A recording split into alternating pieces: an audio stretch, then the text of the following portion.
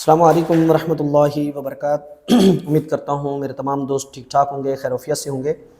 آج کا جو ہمارا ٹاپک ہے بڑا مزیدار ہے،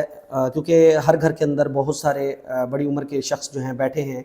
اور عبادت کے لیے ان کو بہت زیادہ تنگی ہوتی ہے، تو اسلام نے ان کے لیے کیا فراوانی رکھی ہے۔ ایک شخص حضور پاک صلی اللہ علیہ وسلم کی خدمت میں حاضر ہوا،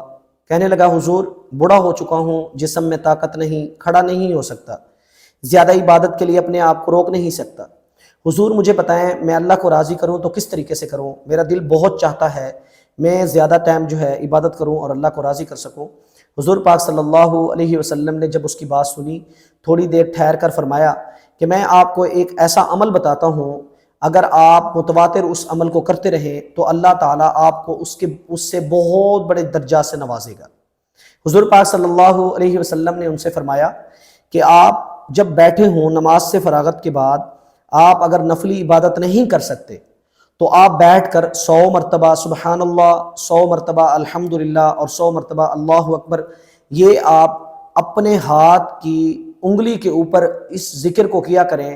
اور اللہ تعالیٰ آپ کے اس ذکر کے درجات ایسے بلند کرے گا کہ حضور پاک صلی اللہ علیہ وسلم فرماتے ہیں کہ اس ذکر سے اللہ تعالیٰ جو ثواب دیتے ہیں وہ 100 گھوڑے اللہ کے راستے میں خرچ کرنے کا، اور اسی طریقے سے اللہ کے راستے میں 100 زرہ خرچ کرنے کا، اسی طریقے سے اللہ کے راستے میں 100 مردوں کی طاقت کے برابر کا سامان، اور آخر میں فرمایا کہ اللہ تعالیٰ اس ذکر سے انسان کو 100 غلام آزاد کرنے کا ثواب دیتا ہے۔ حضور پاک صلی اللہ علیہ وسلم نے جب یہ بات فرمائی، ایک صحابی نے سوال کیا حضور کیا اس کے لیے کسی عمر کی حد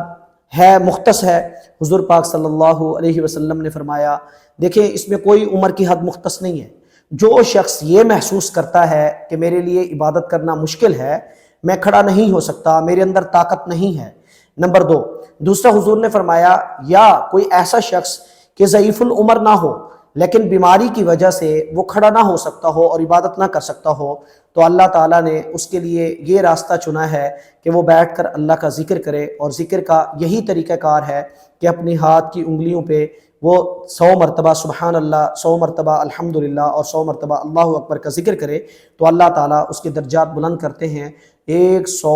گھوڑے لگام والے اس کا ثواب دیتے ہیں کہ وہ اللہ کے راستے میں اس کو خرچ کرتا ہے۔ دوسرا، اللہ تعالیٰ کے راستے میں 100 غلام آزاد کروانے کا خرچ کرنے کا ثواب، اور اسی طریقے سے 100 مردوں کی طاقت کے برابر اللہ کے راستے میں جو خرچ کیا جاتا ہے، سامان نکالا جاتا ہے جنگ کے لیے، جہاد کے لیے یا اللہ کے راستے میں نکلنے کے لیے، ان تمام چیزوں کا ثواب جو ہے وہ اسے ملتا ہے۔ حضور پاک صلی اللہ علیہ وسلم کی کہی ہوئی کوئی بھی بات ہو،